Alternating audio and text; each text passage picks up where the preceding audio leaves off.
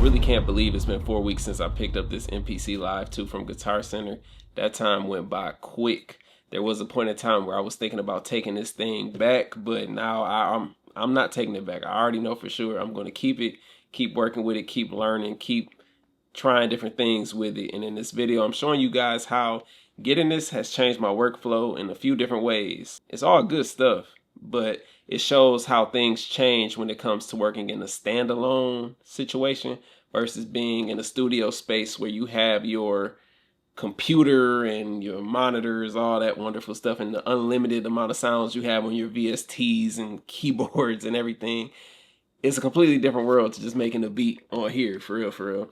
You can take some of the stuff you know over there and apply it here, but it's still different things you have to learn in my experience. But I'm still having fun as I'm learning, and that's a great thing. Like, beyond that, even the videos I've watched or videos people have sent me, I have not really sat and went through anything really in depth. I just, people might have little tips and trick videos. I might check those out, some shorts, and apply it to my workflow using this. And I'm learning a lot, and it's definitely changing the way that I work, the way I make my beats, from how I start a beat to even down to the arrangements to even where I make my beats. So let's go ahead and talk about that. One of the first things that changed for me since getting this MPC was I started making my beats starting with the drums.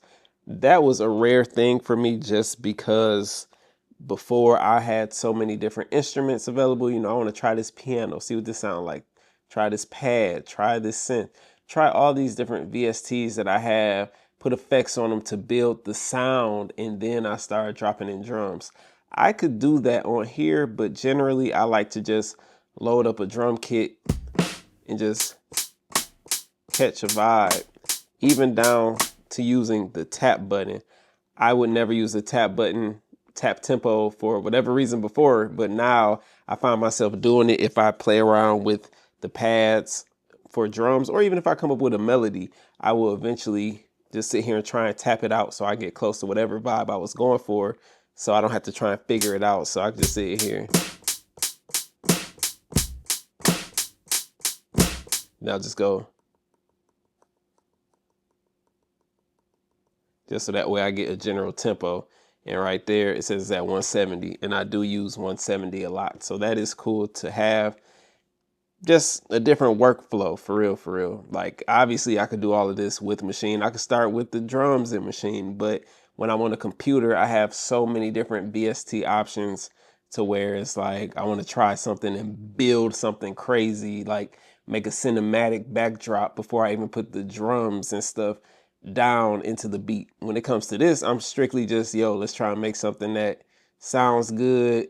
It may not be as cinematic as it would be on my computer, but somebody could definitely rap on it, definitely tell a story on it, or it will just stand alone on its own as a nice beat to play in the background. Now, the other thing that getting this MPC has changed in my usual workflow is, you guys know I have tons of Machine expansions, and inside of those Machine expansions, there are Machine kits.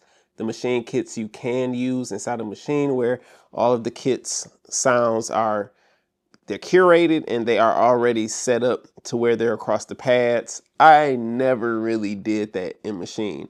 I would always just go to the wave files, and then from there I would go through and build my own kits that I like, and then name it whatever beat I was working on at the time or whatever style it is. Like, I made an ESTG type kit. I think I had 2 of them where the drums that I was using at the time were like perfect for ESTG type beats. So I would get them together, save them, and they'll say ESTG type beat DDS or something like that. So that way I could always just go back and pull that up. With the MPC, now, for example, I have one loaded up here. So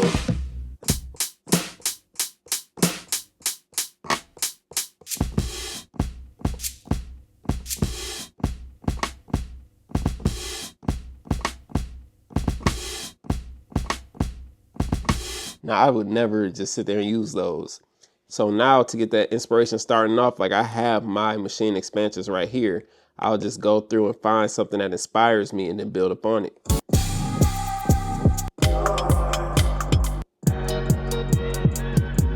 Like, I like how that sounds, right? So I'd never really use these extra sounds when I'm making the beat, just because I feel like with these, somebody else out there is using those. So I mean, I could sit here and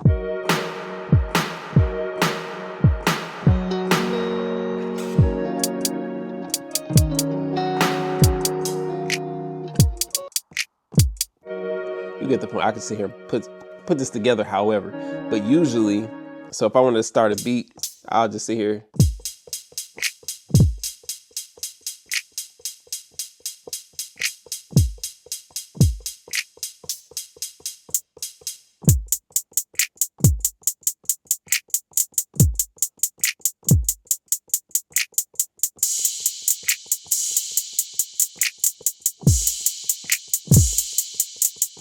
So actually I'm working on my finger drumming. I don't know if you can tell, but you know, I would use that and get the general feel, because the sound is already curated for something. So it may not be exactly what I'm looking for at the time, but I just go and find something that I am looking to do at the time. Honestly, I will make a beat based off of whatever drums are here. Like I'll start the drums, and then if I feel the energy shift of what I was making, then I go back and switch the drums. The process of making my own drum kits on here, or drum programs, whatever you want to call it, it may not be as tedious as I think it would be just to go through here and search for stuff, because I could obviously just go through and hear the different things. Now these are the sounds of this specific expansion, which is great. You can go through marble rims, same way I would in Machine. However, I mean, once you put them in order like that, you could do that and everything is cool. However, I just would rather go with what they already put together and switch it up later on. With the MPC expansions, it's kind of the same way. Like I can go through, this is the Chop Squad DJ expansion that I bought recently. And I could just search through here for a snare like I would on Machine, except for it's easier to click, you know. And then I could load them up over here and save the program. So I mean, it still works the same, but for me, when I'm like on this, I don't want to be typing to search for stuff all the time. So that's where I just dive into whatever expansion is already curated. Even with these expansions, I will sit here and go through and hear what they have. So for this one, for example, load this one up.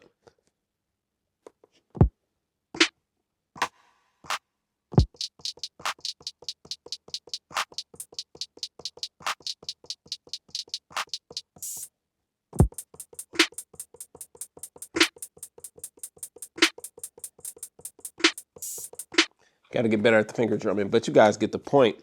So that is something that's definitely cool. It gives a different flow to creating when it comes to making these beats, because a lot of times, I'm not gonna lie to you guys, I use like maybe 10 or 15 kits that I put together in Machine, and I would just rotate those over and over and over unless I just absolutely needed a different sound. Then I would go and replace the sounds. But now I just go through based off of whatever kit I have and maybe replace it later, maybe not. Now, the next thing that this has changed for me was sampling. Like, yes, I knew how to sample in Machine. I know how to plug everything up and record vinyl or drop in stuff that I have on my computer, the wave files, all of that. I know how to do that. I've done that for years. However, this just feels more hands-on. I had my record player plugged up to that, and I just had my records playing, sampled them, dropped them in, made a beat with it. And even beyond that, I currently have my samples on the hard drive. So let me just open up another thing just to show you guys.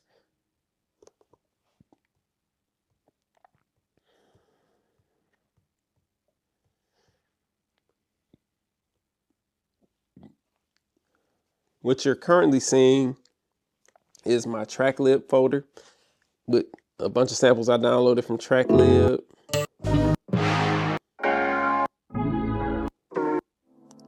And I have all this on here, and I could pretty much just make a sample beat from wherever. Like, I love Serato Sample though. I still feel like Serato Sample is better than this.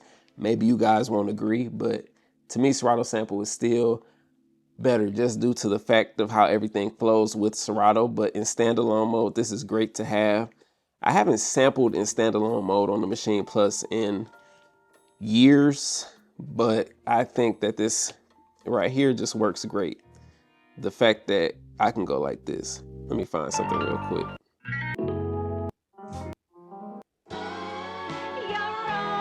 All right, I'm gonna load this one up and just show you what I generally would do. And you guys give me tips and tricks as well. Like, I'm not saying my way is the best way or anything. I'm still learning. Just want to express how my workflow has changed overall. So I'm gonna go ahead and chop this one manually.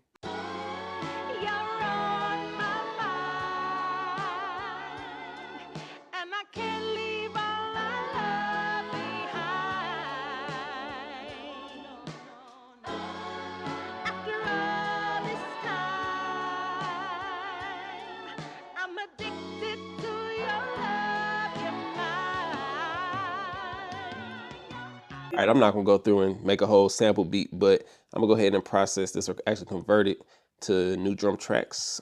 And then right here,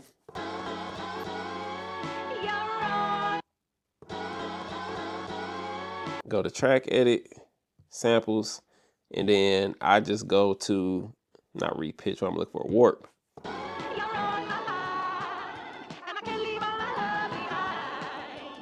So in this case, of course, the BPM is super duper high.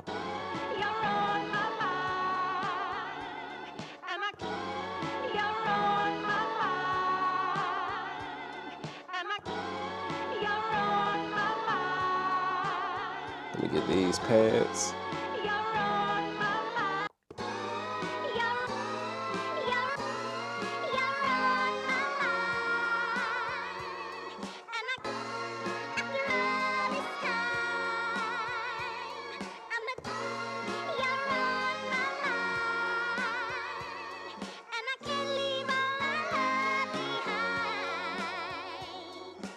Even in this part right here, like obviously I could sample in Machine. Obviously I could sample using Serato Sample, Logic, great, all of that. But this just feels more hands-on to me because I didn't really chop like that with Serato Sample. The thing with Machine was this warp tool where it syncs up to my BPM and everything. That is an added plus for me.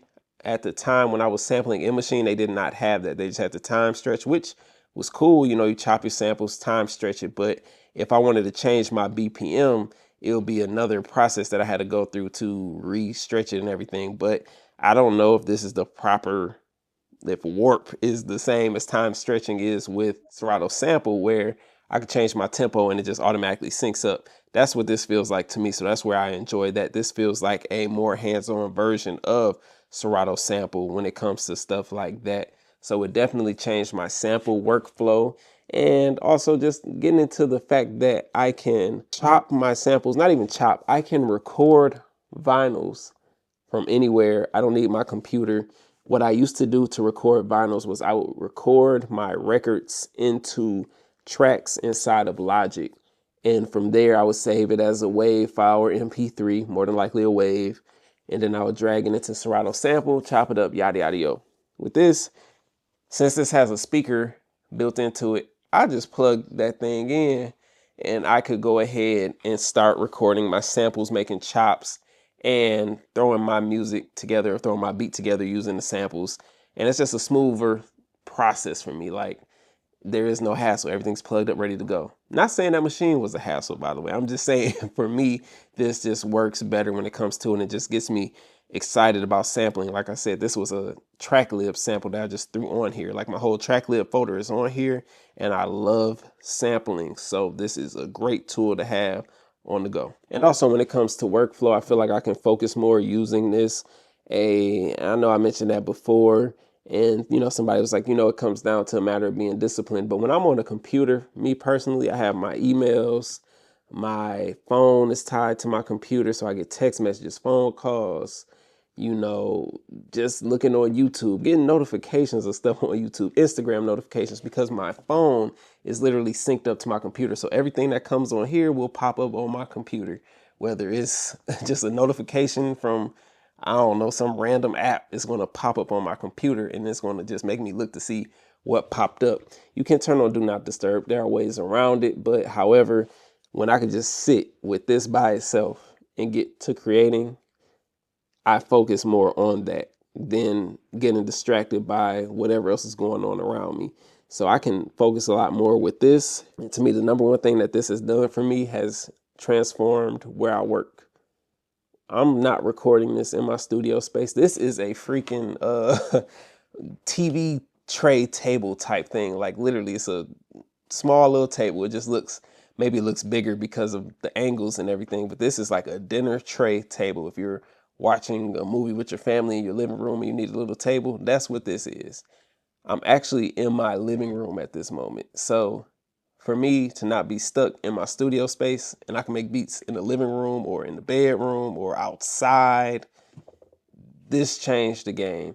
Recently, we were watching WrestleMania. I sat down after we had our dinner, we all eating on the TV trays and stuff, wiped my tray off, set this down, and get to making beats while I'm watching WrestleMania with family. Of course, you may think like, dang, why don't you just want to enjoy watching WrestleMania? It was a good time. I had the speaker up a little bit and we're just talking, making music, having fun, watching WrestleMania. It was a great experience versus when I'm in the studio space, I'm kind of locked in, locked away. I'm not trying to be focused I'm trying to be focused in that space. I'm not over here. You know what I'm saying? It's like I'm trying to be away working versus, hey man, let me bring this over here while the family watching something. My wife might be watching a TV show that I may not be too into, so I will sit down and create while I'm sitting next to her. We're still spending time together, but I'm creating.